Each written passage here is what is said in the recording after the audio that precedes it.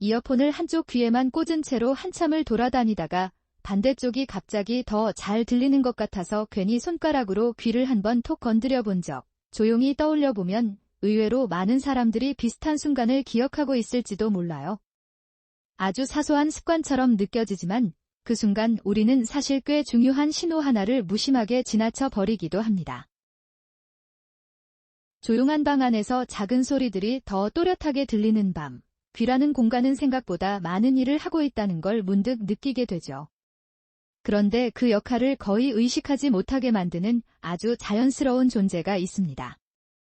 이름만 들으면 조금 낯설게 느껴지지만 사실 우리 모두의 귀 안에서 늘 함께하고 있는 물질. 바로 귀지입니다. 이 이야기는 어떻게 제거할까에 대한 것이 아니에요. 오히려 그 반대에 가까워요. 이미 충분히 잘 작동하고 있는 몸의 시스템을 이해하고 그 흐름을 방해하지 않는 방식으로 바라보는 이야기입니다. 마치 보이지 않는 보호막처럼 귀지라는 존재는 우리가 생각하는 것보다 훨씬 섬세한 균형 위에서 움직이고 있습니다. 조용한 ASMR 같은 목소리로 하나씩 천천히 따라가 볼게요. 귀라는 작은 공간 안에서 벌어지는 아주 정교한 자연의 설계를요. 귀지는 단순한 불필요한 찌꺼기로 오해되곤 하지만 사실은 외부 환경으로부터 귀를 보호하는 자연적인 방어 시스템의 일부입니다. 먼지, 미세한 입자, 그리고 공기 중에서 들어오는 다양한 자극들이 고막 쪽으로 직접 닿지 않도록 완충 역할을 하죠. 이건 마치 보이지 않는 얇은 막이 귀 입구에서 천천히 움직이며 외부 요소를 걸러주는 것과 비슷합니다. 어떤 사람들은 이를 자연적인 보호 필터라고 표현하기도 해요. 억지로 만들어낸 기능이 아니라 오랜 시간 인간의 신체가 스스로 만들어낸 균형의 결과라는 점이 흥미롭습니다. 여기서 한 가지 예상 밖의 관찰이 있어요. 많은 사람들이 귀지를 없애야 하는 것으로만 생각하지만 실제로는 귀 내부의 환경이 너무 깨끗해져도 오히려 불편함이 느껴질 수 있다는 점입니다. 몸은 항상 일정한 균형을 유지하려는 경향이 있고 귀도 예외가 아니기 때문이죠. 이 균형을 이해하면 귀 건강을 바라보는 시선이 조금 달라집니다. 무언가를 완전히 제거해야 한다는 생각보다 이미 잘 작동하고 있는 시스템을 존중하는 것에 가까워지니까요. 조용히 귀를 떠올려 보세요. 우리가 하루 종일 듣는 모든 소리들, 사람의 목소리, 바람, 도시의 작은 진동들, 그 모든 것이 귀라는 통로를 통해 전달됩니다. 그리고 그 통로는 외부와 내부를 연결하는 아주 민감한 구조입니다. 이 구조 속에서 귀지는 단순한 잔여물이 아니라 외부 환경과 내부 기관 사이의 완충지대 역할을 합니다. 마치 교통 흐름을 조절하는 신호등처럼 너무 많은 자극이 한꺼번에 깊숙이 들어오지 않도록 자연스럽게 조절하는 기능을 가지고 있어요. 이제 조금 더 깊이 들어가 볼게요. 다만 이건 어떤 행동을 해야 한다는 이야기가 아니라 우리 몸이 원래 어떻게 작동하는지에 대한 관찰입니다. 귀 내부는 사실 스스로 어느 정도 자정작용을 하는 구조를 가지고 있습니다. 아주 천천히 눈에 보이지 않을 정도의 속도로 귀 안쪽의 물질들이 바깥 방향으로 이동하는 흐름이 존재하죠. 이 흐름 덕분에 귀는 특별한 개입 없이도 일정한 상태를 유지하려고 합니다. 이 점을 생각하면 흥미로운 질문이 떠오릅니다.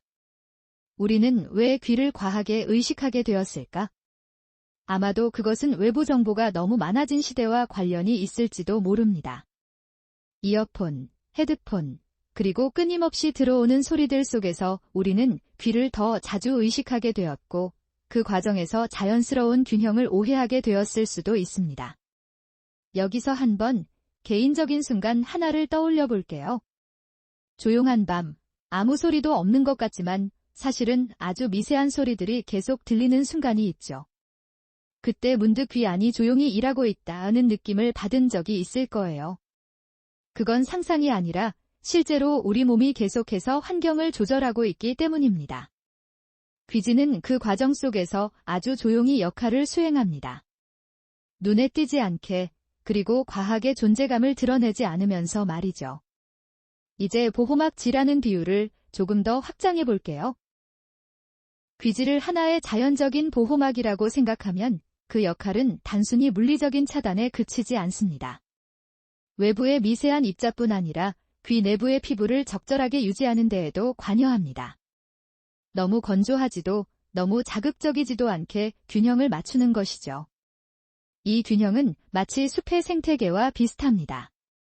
숲에서는 모든 것이 완벽하게 깨끗한 상태가 아니라 다양한 요소들이 서로 영향을 주고받으며 하나의 안정된 환경을 유지합니다. 귀 역시 비슷한 방식으로 작동합니다. 어떤 요소가 불필요해 보인다는 이유만으로 무조건 제거되는 것이 아니라 전체 시스템의 균형 안에서 역할을 가지고 존재하는 것이죠. 이 부분에서 한 가지 중요한 시선이 필요합니다. 우리가 일상에서 접하는 많은 정보는 깨끗함과 제거를 강조하지만 신체는 항상 그런 단순한 기준으로 움직이지 않습니다. 귀 건강 역시 마찬가지입니다. 지나치게 개입하려는 행동은 때때로 자연적인 흐름을 방해할 수 있고 반대로 너무 무관심한 것도 균형을 깨뜨릴 수 있습니다. 그래서 중요한 것은 지혜에 가깝습니다. 조용히, 아주 천천히 생각해보면 좋습니다. 귀는 우리가 듣는 모든 소리를 받아들이는 동시에 그 과정을 조절하는 작은 조절 장치이기도 하니까요. 이제 이어 드라푸스에 대한 일반적인 이해를 아주 부드럽게 이야기해볼게요. 이것도 어떤 특정한 방법을 안내하는 것이 아니라 단순한 정보의 관점입니다. 귀 관련 제품이나 액체 형태의 제품은 각각 목적과 사용 방식이 다를 수 있으며 사람마다 귀의 상태나 환경이 다르기 때문에 일반적인 기준으로 동일하게 적용하기는 어렵습니다. 그래서 가장 중요한 것은 개인의 상태를 스스로 판단하기보다는 필요할 경우 전문가의 의견을 참고하는 것입니다. 귀는 매우 민감한 기관이기 때문에 외부에서 어떤 물질을 사용하는 경우에도 신중함이 필요합니다. 이 부분은 단순한 주의가 아니라 몸의 균형을 존중하는 관점이라고 볼 수 있습니다. 그리고 여기서 중요한 포인트 한. 많은 사람들이 귀 건강을 이야기할 때 무엇을 해야 하는가 집중하지만 사실 더 중요한 것은 무엇을 굳이 하지 않아도 되는가 입니다. 이 질문은 생각보다 깊습니다. 우리는 일상에서 너무 많은 개입을 시도하지만 몸은 이미 상당 부분 스스로 조절하고 있기 때문입니다. 귀라는 공간을 다시 떠올려보면 그 안에서는 아주 느리고 정교한 움직임이 계속되고 있습니다. 마치 눈에 보이지 않는 작은 바람이 천천히 방향을 바꾸듯이 귀 내부의 환경도 일정한 흐름을 유지합니다. 이 흐름을 자연적인 보호 시스템이라고 부를 수 있습니다. 외부 자극으로부터 내부를 지키면서도 완전히 닫히지 않고 소리를 받아들이는 열린 구조.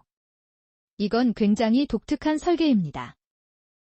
완전히 막아버리면 소리를 들을 수 없고 완전히 열려 있으면 보호가 어려운 구조에서 귀는 그 중간 지점을 유지하고 있습니다.